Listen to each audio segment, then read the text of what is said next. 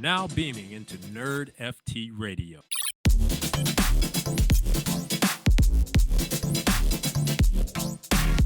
This is Nerd FT Radio, where nerds full-time explorers of the metaverse, surfers of the blockchain, and not in our mom's basement. I'm your host, RSG, aka the Woodcutting Master, and I'm here with Crypto Crier, aka the Blur King. How are you, Crier? Right. I'm doing fantastic. You're doing your thing. Not as good as you as. Listen, I do have to stop the podcast right now and stop the. We're going to still record, but we were completely wrong about Blur. Like, we were on this side on our left hand, and it turns out it was the right hand. So I didn't capitalize on it, but you did. So let's just jump into Blur and what went down. So the one thing we've been waiting on the Blur side is obviously the first airdrop. Turns out there's a second airdrop coming out later on. Good Lord. But for right now, that airdrop went live, and there was a lot of negativity in this space, a lot of people very happy, and a lot of confusion all mixed in a pot. So the actual airdrop went live, and the second it did go live, as we all know, most of the crypto people, NFT people, at the moment at least, tend to be on the USA side in the United States. And the first thing everyone saw was, hey, if you live in the United States, you can't claim this. So for the individuals like myself, I didn't have a VPN. So I was like, oh crap, I can't claim, even though I only had 59 Blur to claim. But for the other individuals, a lot of people started claiming, people got their VPNs, and people started dumping. But as we know from looks, from all these other tokens, you probably should have held on just a little while longer. So Crier, tell me what's going on. Yeah, for sure. Yeah, just like you said, a lot of people were a little upset with the whole US based only, but right now there's been 320 out of the 360 million have been claimed. So 90% has been claimed.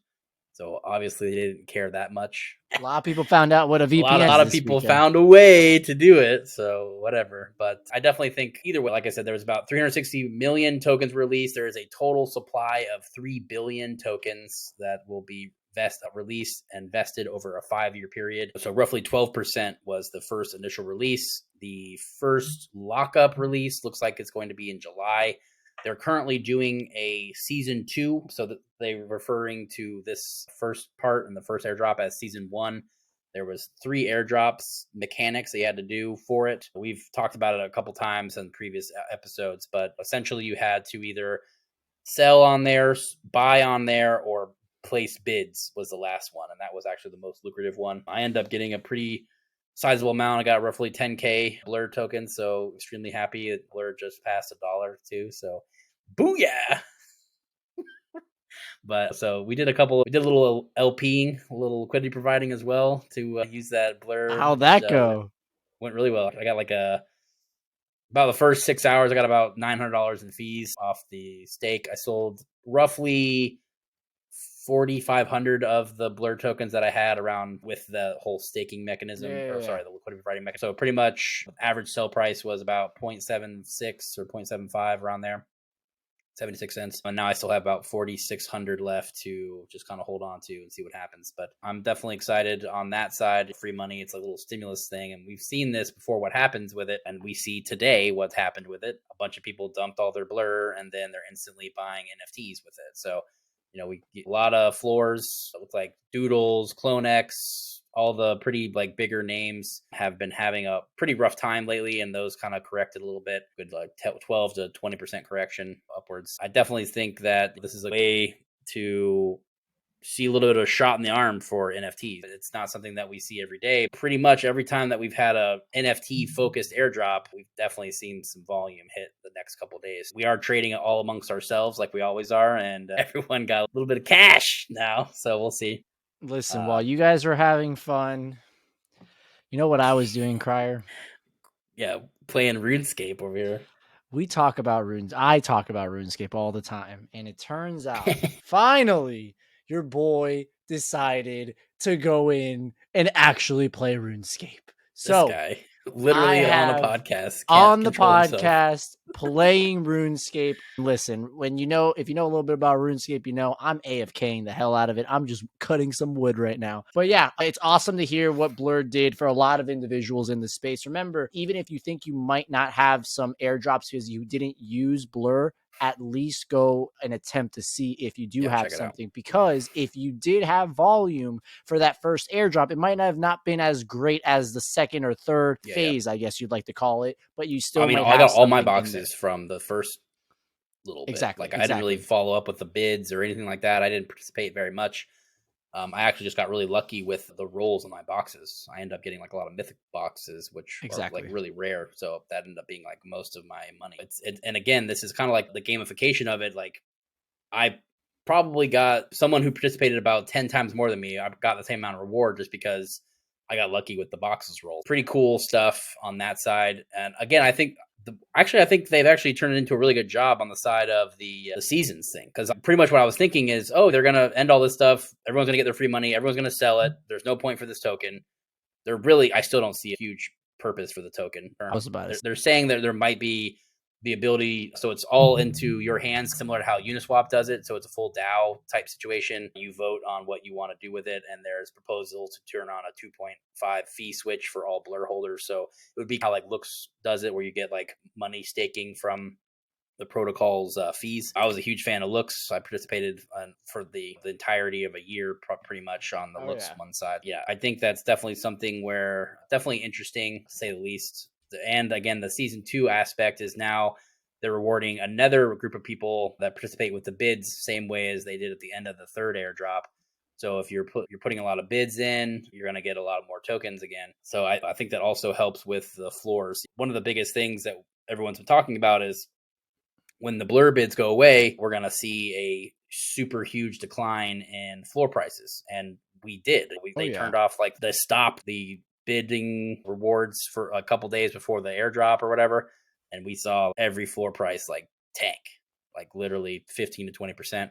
And now that they say that we're actually going to do season 2 and reward the same thing with the Blur bids, now it's actually back to where the floor prices were before that kind of dipped off. I definitely see it as something where Blur is definitely incentivizing people to be active in the system, and it's a good thing and a bad thing. I think there's some fake stuff. There's definitely some wash trading going on there, which is, we did a whole episode on that one. It's 58% of all trades or something like that. So I definitely see that incentivizes the wash trading. It incentivizes a lot of negative things, but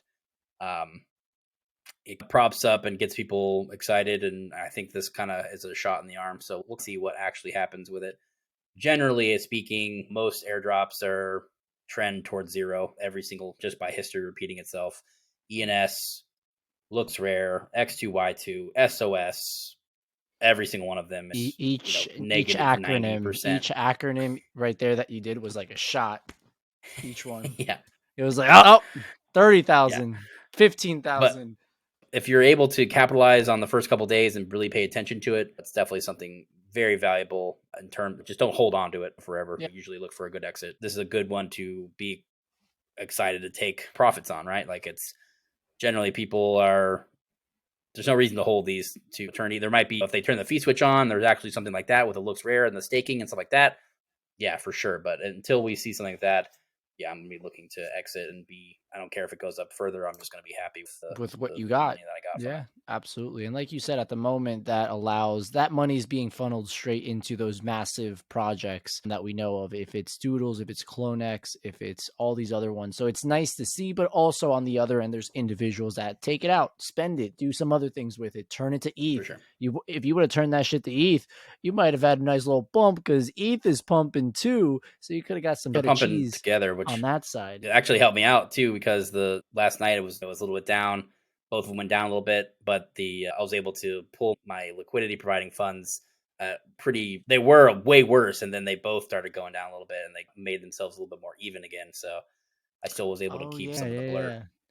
Okay, yeah, I forgot about that. That was the good old days of DFK when I had to worry about that. But now, unfortunately, yeah, exactly, not so much on that side. But yeah, no. Other than that, again, it's super cool to see these airdrops. A lot of people get very excited, and you start seeing Twitter get more active and on the shit posting, less on the nonsense, and more on the sense of Yeah, more on the sense of like new holders in multiple ecosystem because of said airdrop. So again, super awesome to see. Hopefully we see more of this, but also how much more can we see? Is there always going to be these airdrops? What happens when there's regulation? What happens with all this, the whole issue of you being in the United States and not being able to claim? Like that's a whole entire thing. What if Blur is the SEC in disguise, Crier, and they just all got caught because they're like, surprise? Who knows? But essentially the whole I'm not a U.S. citizen check mark is you're stating it's more on the safety of the company side. Realistically, they're trying to protect themselves for any possible. They said they weren't from the U.S., so I can't do anything about it. That won't last forever. Again, we're in that unregulated space, but that's a different day, different topic. Yeah, that's for when it actually happens. So I'll put away the tinfoil hat. Sorry, let me put that right here. But let's go. Let's jump. We got a couple years of goodness. Yeah, we got a couple years for that. But yeah, let's talk about the other thing that's been in the space for the last few days as well. Is obviously Dookey Dash, the game that everyone's been playing on the side of Yuga Labs. That of course already ended, and pretty much what Yuga's been doing at the moment has been tallying up everything, making sure the cheaters get caught, and making sure the people that didn't cheat get the rightful ranking for those. So everything right now is set in stone, if I'm not mistaken. If you have the Dookey Dash, the sewer pass, you are able to go ahead and see what you did rank. Now, I'll put this in perspective. I helped a friend out, and I got him 160,000 on a tier 1. And when the actual game ended, I was ranked like something stupid, like 60, 70, 8, astronomical. And after the actual tallies of all the people that cheated, everything came in, I think he ranked in like the top 15,000 or something like that. So in conclusion, a lot of people are trying to rig the game a little bit. And for the individuals that actually played it, did well, did the right thing, you should probably have a very nice rank for yourself. And for the person that got the number 1 place, which was a pro gamer that came in and just annihilated everyone. Yeah. If you go look at the key that was airdropped to his wallet, I think the last time I saw it, there's like a bid for $3 million or something, like some nonsense. Like, imagine. It's literally insane. Crier, let me ask you. Let's say you had you did it. You're the number 1. You grab that key. Yeah. You taking that? To be honest, I think I can go higher than that. To be honest. Ooh, you're thinking higher? Mean, if you think about the whole vials with the Mega Mutants, there's 8 of those. Those sell for 3 or 4 million. There's only 1 of these keys, and people are insane with Yuga. So I could see like a $5 million sale probably. It would be I wouldn't be surprised if I saw that much. Damn, that's a lot of fucking money. It's a lot of money, but God. Like I just could see that being something that's feasible, just because of the rarity of it is 1, and you know how many crazy Yuga people are out there in terms of they have a bunch of money. Obviously since they've been getting airdropped. Yeah, it's crazy. But by the way, again, for the individuals that unfortunately didn't get first place, remember the whole aspect of this game was that the higher the rank, the better the actual mint later on is going to be.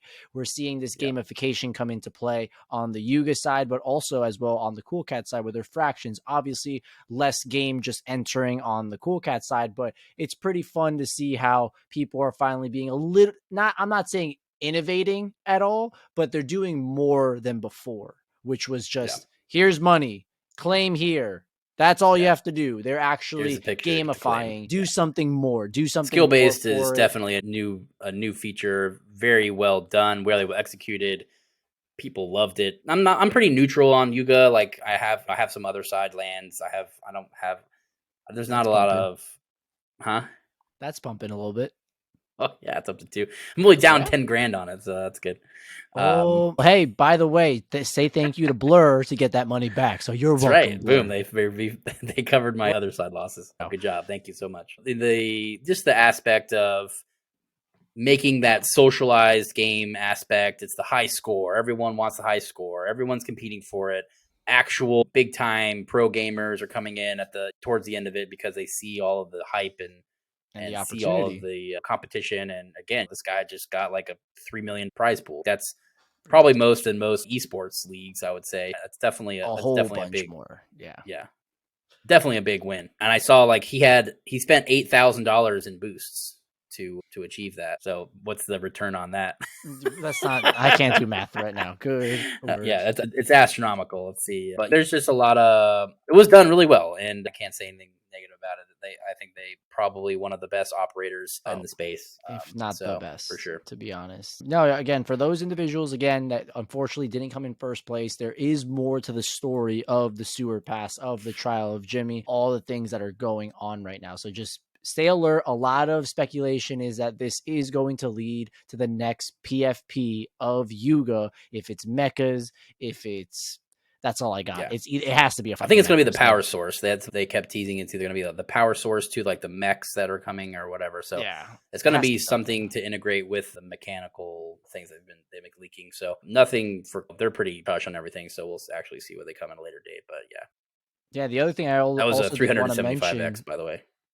Good Lord. The other thing I did want to mention was that unfortunately we did see the news of Gordon that he actually stepped away from Yuga because of health concerns. We already knew that for the last 10 years he's had insane health issues, crippling, literally, where he couldn't get out of bed. And that's where he formed this internet personality and internet belief of, hey, we can do this in the metaverse. We can make friendships.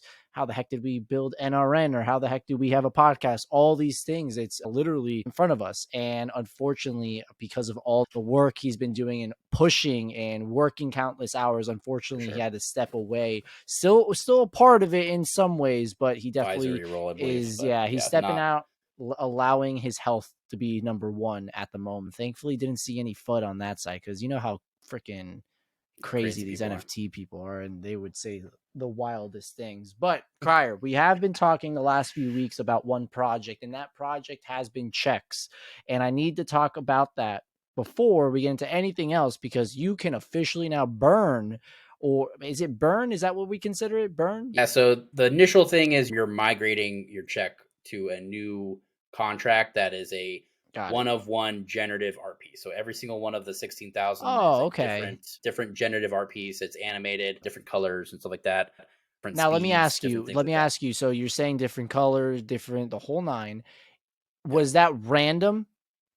Like completely random? Like each, and so this is actually a new contract system that they developed for this. Previously, we've seen, especially with like mints, we've seen miners are picking blocks and reshuffling the blocks to get the rarity. If we've heard about that before, where someone found out the rarity during mint and was able to snipe all the rares, metadata, grabbing the metadata, get the metadata and stuff like that. So they actually, with the Mouse Dev, who was the creator of Anonymice, they partnered up with him. And they created a new system to guarantee that the rarity comes after you've mined that block. Pretty much what you did was every 10 minutes, it pushes a block with all of the metadata out to the ones that had been mined in that last 10 minutes. So it's already in your wallet. It's already guaranteed to you. And then they push that metadata out in 10-minute increments so that you can guaranteed rarities. And they're not, no one's can game that system. So there's a ton of contract upgrades that I think a lot of artists and generative artists especially will use in the future. They have a whole genetic based system. So each check is able to be combined with another check to make a less check. So there's 80, then there's 48, 25, 4, and then you can make if you burn 64 checks, you can get a 1 check on the piece of art. Each one of these is you can mix and match and see what is going to be produced at each stage before you even actually make the piece of art. I can combine 2 of my checks. Yep. I have 11 checks. There's 1,100 combos now. How many do you have? 11. When the heck did you get 11? I thought we were at 5. More. Oh, good Lord. With the dip or before the dip? With the dip. No, the dip, yeah. Okay. I just bought them today. Okay. Yeah, I used some of that blur money. I was about to say, that's where it went. Now we know. It's me seeing all of the stuff that's been released and what actually is coming from this stuff. I'm extremely excited about what he's producing. I think it's such a cool. Me and Jessica were looking at all of our checks and seeing which combos would look the best to go down the next level. I actually got really lucky on the drops, so I got a there's different what they call color bands. So I was able to, when I migrated, I got a one color band. So it's just one solid color. And in terms of when you're combining those with other checks, it guarantees the color you want, right? So say you're trying to make a pink one check or something like that, and you use that as a base, you're going to have a higher chance to make sure you're getting that one that you want specifically. We've seen a ton of combinations and ton of ways to make a collection out of these things. So the biggest holder is Mipto, or whatever his name is, and he has 500 checks, but he burned down to the single check.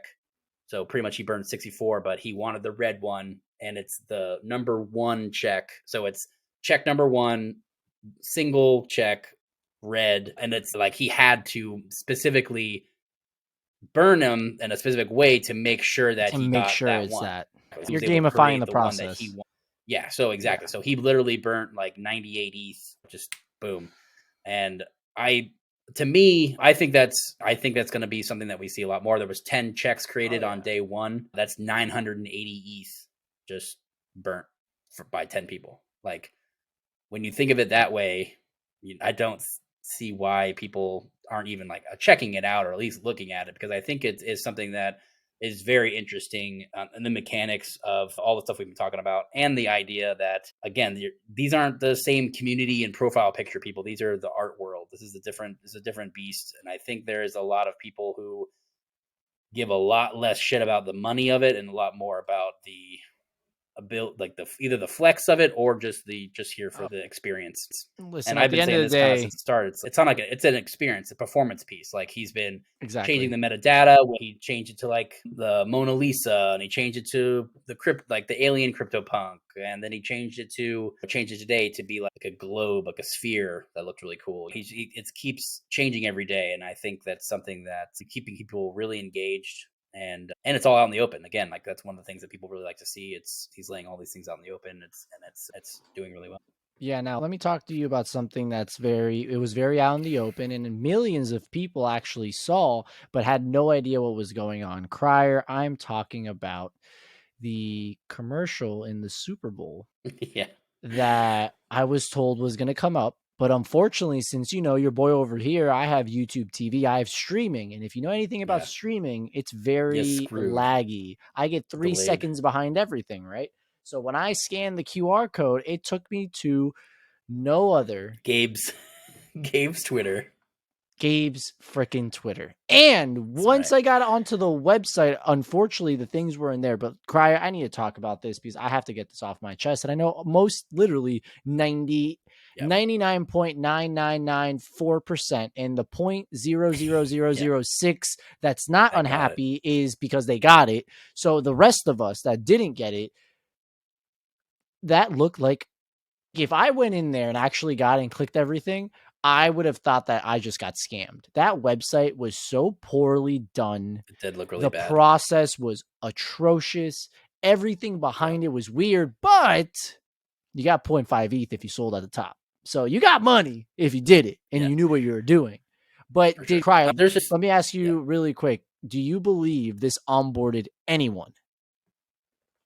I definitely don't think so. I think the people that were, say you're an NFT person and you are telling everybody at your Super Bowl party that, everyone get ready, it's going to be, the commercial was way short. First of all, didn't say anything. It's just scan now. There was nothing, no person would have just scanned that for no reason, unless someone was telling them to scan that, right? I don't even think, because to be honest, I completely forgot about it for a second, and I was just watching the game. I was like, oh shit, and then I tried to pull up my phone, and by the time I got my phone out, the scan wasn't even available anymore. So I was like, that was a good waste. But $7 million to get 78,000 followers, so he paid $90 a follower. Worth it. Hey, probably not worth it, but you got something out of it at least. And literally the royalties too went down by 50%. Instant haircut, 50% haircut on. Did you?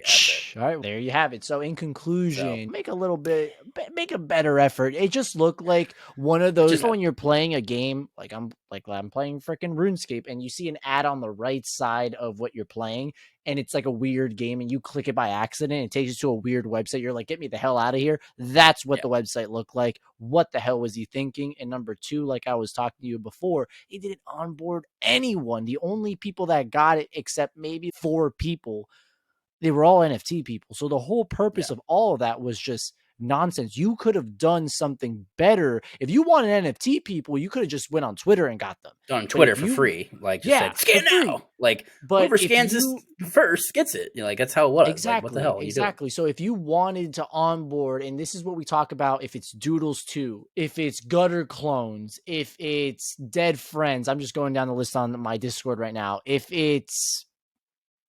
That's all we got right now, to be honest. Yeah, this is really bad right now. But if we wanted like a lower entry for individuals to come in, I thought that was the purpose of all of this. Where there's would have gotten in, but good planned Lord. so poorly. Like, why would you do a 10K collection for someone that's getting how many concurrent views get the Super Bowl get? Like 100 million? It's ridiculous, bro. It's ridiculous. Yeah, so again, like, super doesn't weird. Make any sense. It didn't make the space look any better than it is already, because obviously in the last year it hasn't. It's been a shit show, and for that just validated a lot of people. Like, yo, this looks like a scam. I don't want anything a part of, and unfortunately, 100%. That's how it went. So it is what it is. But let's wind it back on the side of the burn side of things. Again, not only are checks burning, but it turns out everyone's just going to start burning like everything, because we just saw a brand new thing, and you're just going to laugh at this one. But Gary V has come out with his new Burn Island. Burn Island. You will be able to now burn all those NFTs that Gary V has out, except his V1s, the original, and you're going to be able to join sweepstakes. You're going to be able to get other stuff. You're going to be able to do a bunch of other things, but he now has came out with that. So all those people that have book game tokens, all those people have V Friends 2, Thug, and all these other the spectacles and all these other things, and the mini drops and rewards that he's always had in his ecosystem. Let's see what happens. A lot of people have been on the burn side where people want that. They want the amount of NFTs in the ecosystem to go lower, even though I'm actually opposed to that. Yeah, I agree. If you're, I don't know, I'm opposed to it because you need more entry points. You have to find different ways. Let's see how it goes down. I'm iffy about it, but yeah, a lot of people are going this route, but what do you think about it? I know you just said you agreed with me, like we need more entry points. That's what we wanted from what's going on with Doodles. Obviously, you're upset on that side with the flow side, but you still see the purpose of the lower entry into the ecosystem and things like that. But what do you think about all this? Yeah, I definitely agree. I don't really think the deflationary, like if your whole goal is to build a community and do these things, which is going to be the basis of like the PFP and like identity type ones, you have to have multiple entries at super high. You need, you have to build that first set of community. To be honest, I still think that something like Gutter Cat did it really well when they have a whole bunch of ecosystems. There's a lot of different things. I'm not on the way of what they're handling now. Everything else. That's just, by the way, unfortunately, I'm out of the gutter on the OGs. My pigeon and rat went ahead and sold. So still got my clone that had a 70th offer while I was taking a shower and I didn't accept it, but we don't talk about that anymore. So keep going, Crier. I think I said to sell that one. Can we not talk? I said we're not talking about it, Crier. Keep going. But yeah, like I do like the way that they handled that stuff, where they had a lot of entries into it. You saw like when the first set of clones came out, I feel like the community was like crazy excited. They got a bunch of people like, yo, here, check this out, do all these things. Community was super red hot during those times. And again, they had, that's like 40,000 entries. And you see the same thing with Yuga, like they've done. They have the apes, the 10K, the mutants are 20K, other side's 100,000, going to be 200,000 total. Now we have the sewer passes that are 30,000. The codas are like 20,000 or I think something like that. Or maybe they're 10K. No, codas are 10K. But either way, they have a whole bunch of different collections, and yeah, they are currently high, but like at a time they got pretty low. Mutants got down to 3. The sewer pass was like 1. What a stupid, ugly ass mutant, huh? Yeah, probably should have bought that, but whatever. Yeah, there's I definitely think that the way that things have been handled on that side for collections should be that the way of actually Digidoku is doing that. They got a lot of shit for this thing, but everything's been free, and there's a ton of collections and a ton of entry points. Like you can get in for 9 ETH right now with the top tier, or you can get in for 0.1. right now, and still Absolutely. have a way to like game your way up. And if you spend time in the ecosystem, there's one guy in one of my alpha chats that's just going on and on about all the stuff that he's gotten for getting people either into the space through this by, if I got the villain, right? That's my first entry into the space. I got a free villain from the whitelist. It was 0.6 at the start. You had to then combine with the spirit from a holder of a hero that was like an item they generated from their asset to make like a super villain. So if you could have got the entry for free, and then if you wanted to go to the next step, there's a way to combine to make a super villain. Like there's a lot of paths, a lot of ways to go about these things. I will say that they didn't handle that well, but they have been handling the rest of their stuff so far, as I personally think has been handled really well on creating multiple entry points for their people.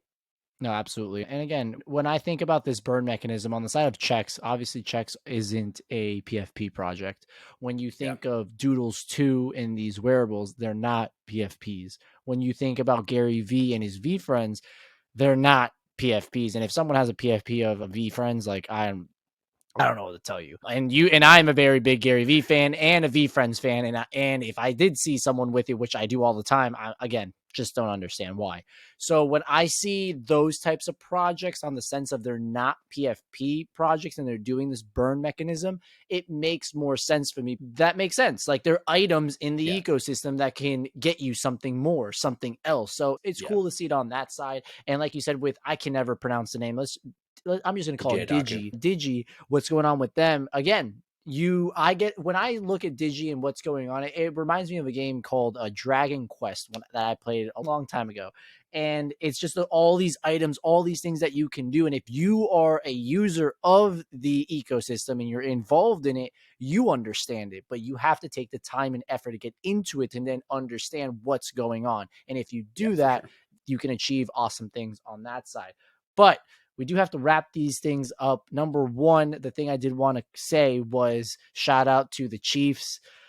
I didn't want you guys to win, but you balled. Patrick Mahomes, you balled. Crazy stuff on that side. I will say that holding call at the end was absolute bullshit, and I'm sorry to any Eagle fan that had to go ahead and see. That was probably, Crier, one of the best Super Bowls I've seen. And I've seen a lot of Patriots Super Bowls, by the way. And those were great, too. But this one was actually great, had a bird back to back. fly into my window and died right before the Super Bowl. You should. I would have bet on the Chiefs right away. I said that. And I messed up. And then J-Web was like, "Dude, that's totally a sign. That's an omen. You need to bet it all on the Chiefs. Bet on the Chiefs. Put like, your life savings. Did you bet? I'm like, nah. No. Oh, wow. I should have been in the Discord there. But number two, please tell me you did your homework and you saw the last episode of The Last of Us. I'm busy. All right, I'm not going to ruin anything. The only thing I will say, Crier, I'm putting this in stone. That episode 5 was, I'm going to say it right now. Screw it. That's probably the best episode of TV I've ever seen in my entire life. Any episode of Game of Thrones, any episode of Sons of Anarchy, any episode of Westworld, any episode of a lot of incredible shows. I think that episode it hit every emotion possible in your freaking body. Like, it was crazy. I don't know how to explain it, but please go ahead and watch it. Remember, they released it on Friday prior to the Super Bowl. And the last thing I wanted to ask was, how good is the Harry Potter game? Crier, scale 1 to 10. Dude, it's absolutely insane. It's so good. It's great. I've heard such incredible things. I need to get a hand on it. Once on my end in real life. Skyrim mixed with the Harry Potter ecosystem, like the world. No multiplayer though, right? There's no multiplayer, but Skyrim's not multiplayer. It's single player. Yeah, single player. I get what you're saying. If a game's good, you can. Yeah, if you make it good, you really don't need that multiplayer. It's literally like watching. I feel like if I just sat Jessica with me and it's literally the cinematic quality. This should be a movie. Like it's better than all the Harry Potter movies. Listen, for all the people listening, your girlfriend or boyfriend that hates video games, doesn't understand what's going on, just literally show them a show or a movie, then sit them down, play the story of your favorite game, story mode, and they're going to be like, oh crap, it's just an interactive story mode, interactive show, interactive movie. Once they get the grasp of that, maybe our partners will like video games more. I've been trying to tell this to Carolina like every single time. It never works. But she likes Mario Party. That's all I got. But Crier, the NFT space is pumping. The NFT space is going. The crypto game is going as well. 115 while we're That's nuts. Things are rolling. Things seem to be going up instead of down. Maybe we start seeing some better things as well. So let's see, unless, of course, just don't look at the rest of the world, because the rest of the world it ain't looking good right now. So stick back. We will be back later on this week. Yeah, hang out in the bubble, the NFT bubble, the nerd bubble with us, and you should be good. Right. But again, we'll catch you guys later next week with another episode of Nerd FT Radio. And again, still don't know how to close this show. So peace. Have a good one. Goodbye. Sayonara.